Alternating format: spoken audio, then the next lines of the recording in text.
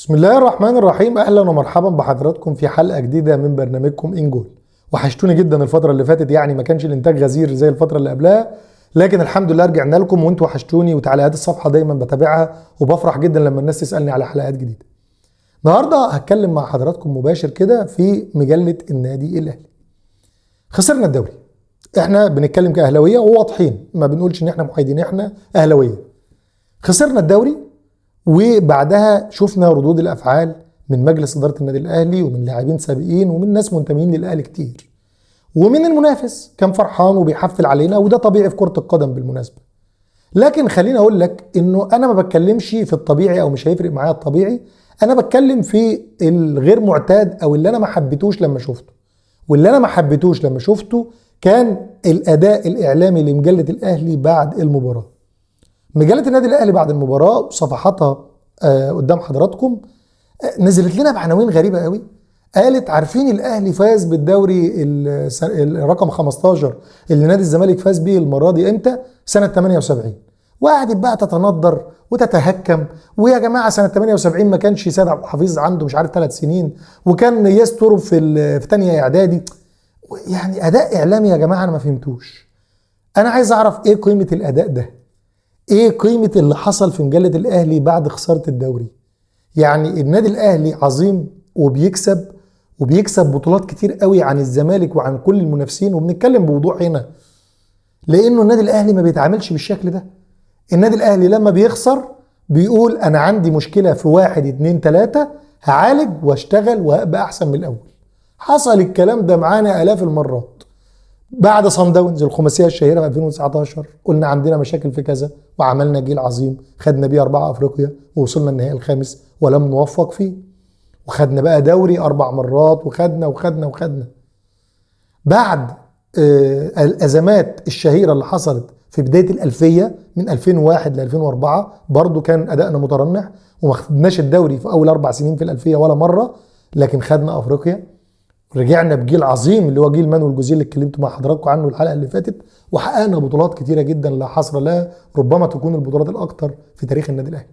الكلام ده يا جماعه حصل لان احنا ناقشنا اخطائنا، ما طلعناش اتهكمنا على المنافس وهو بياخد بطوله، ده واخد البطوله ال 15 اللي انا واخدها سنه 78. الاداء ده يا جماعه مش اداء يليق بالنادي الاهلي، وانا بختار الفاظي على قد ما اقدر، لانه الحلقات اللي فاتت الناس كلمتني وقالوا لي انت كان عندك حده، فانا هو يا جماعه هادي وثابت وبالراحه، وبقول ما ينفعش ابقى خسران الدوري واقول مرحبا بكم في عام 78 الدولار كان مش عارف بكام والزمالك مفيش الكلام ده يا جماعه. انا مش عايزك تطلع في مجله الاهلي تقول افراح واليالي ملاح وبنبارك لنادي الزمالك، ما تعملش الكلام ده. تعال معايا في اوجاعي كجمهور وقول لي انا زعلان ان انا خسرت الدوري والله علشان الاسباب الاتيه، واوعدك ان انا اصلح بالوسائل التاليه. لكن ايه الدوري سنه 78 ومصر كان مش عارف فيها تعدادها كام مليون؟ يا جماعه الاداء ده اداء يضحك الناس علينا يا جماعه. الاداء ده ما بيصبرنيش كجمهور اهلاوي. انا عايز الاعلام بتاع النادي الاهلي يخاطبني كجمهور اهلاوي. يا جماعه بلاش نبرر الاخطاء بتاعتنا، مش عايز اقول الفشل، بلاش نبرر المشاكل اللي حصلت ووصلتنا ان احنا نخسر كل البطولات الموسم ده وما نشاركش في دوري الابطال الموسم الجاي.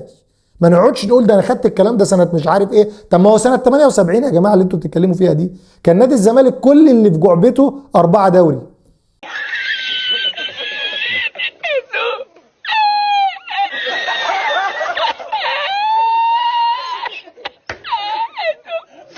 وكان انا معايا 15 دوري. لو جيت تعملها نسبه وتناسب 4 دوري ل 15 دوري هتلاقيني كنت متفوق على نادي الزمالك اعلى من دلوقتي سنه 78، وهو كان معاه 4 دوري ساعتها الزمالك. ليه بقى كنت انا متفوق؟ لان لما كنت بخسر سنه ما كنتش بقعد اقول ده انا خدت الدوري ده من قبل كده، ده مش فارق معايا، ده انا كنت سنه ايه يا جماعه الاداء ده؟ بصراحه يا جماعه وانا بطالع مجله الاهلي زعلت. ليه؟ لانه اداء لا يليق بمجلس اداره النادي الاهلي ولا بمنظومه النادي الاهلي، وقبل ده كله لا يليق بجماهير النادي الاهلي. احترمني كجمهور للنادي الاهلي، انا بتكلم كجمهور دايما، فانت احترمني كجمهور وقدم لي الوجبه الاعلاميه المحترمه اللي تليق بالنادي الاهلي. بالمناسبه مجله النادي الاهلي طول عمرها مجله ادائها قوي جدا ومتميز جدا، وفيها اعلاميين كبار قوي تولوا رئاسه تحريرها، وناس كتير كتبت فيها ولحد دلوقتي بيكتب فيها اساتذه كبار في الصحافه. ما ينفعش يوصل بينا الحل الشكل ده يا جماعه. يعني مش عايز استعرض بقى مجله الاهلي من ايام المرحوم نجيب المستكاوي الاستاذ الكبير في عالم الصحافه الرياضيه، والد الاستاذ حسن المستكاوي اللي بنتمنى له الشفاء بالمناسبه، وبعديه الشيخ النقاد الرياضيين والاستاذ العظيم اللي انا بقرا مقالاته لحد دلوقتي عشان اتعلم منه، الاستاذ عبد المجيد نعمان رحمه الله عليه. ده كان شخصيه فريده في التناول، فريده في الاداء الاعلامي.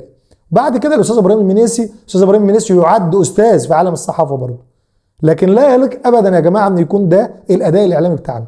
طب ما حضرتك بقى لما اخسر دوري ابطال افريقيا السنه دي، انا ما تابعتش المجله وانا خسران دوري ابطال افريقيا، بس المفروض بنفس المنطق ده تقول ده الترجي اللي خرجني ده لسه عنده 4 القاب وانا 12 مش طريقه يا جماعه. ما بناخدش الالقاب في النادي الاهلي ولا بنتميز ولا بنكبر لاننا بنتهكم على المنافس لما يفوز وانا اخسر. احنا بناخد الالقاب لان جمهورنا ما بيشبعش وادارتنا بتقول رقم 2 بالنسبه لي فشل، انا رقم 1 وبس، انا النادي الاهلي. لم الحظ هذا التعامل لا في المجله ولا في القناه ولا في اي وسيله اعلاميه. انا اتكلمت قبل كده في موضوع التناول الاعلامي للمنظومه الاعلاميه للنادي الاهلي دي، وبتكلم فيها للمره الثانيه وممكن للمره الثالثه والرابعه لان الموضوع ده بيوجعنا. احنا كجمهور الاهلي ما بنروحش لاي وسيله اعلام. يعني انا ما بتفرجش على الاستاذ ابراهيم فايق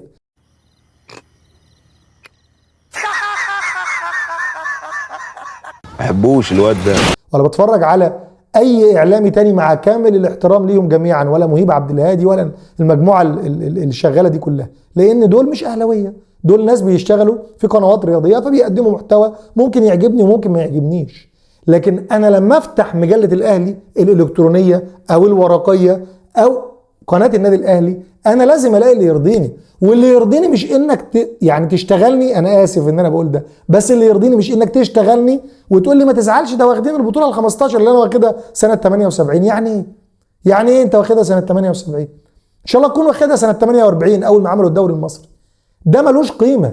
اللي ليه قيمه حقيقيه انك تقول لي اخطائي 1 2 3 4 واوعدك بالحل وانا ابدا اراقب واشوف الحل.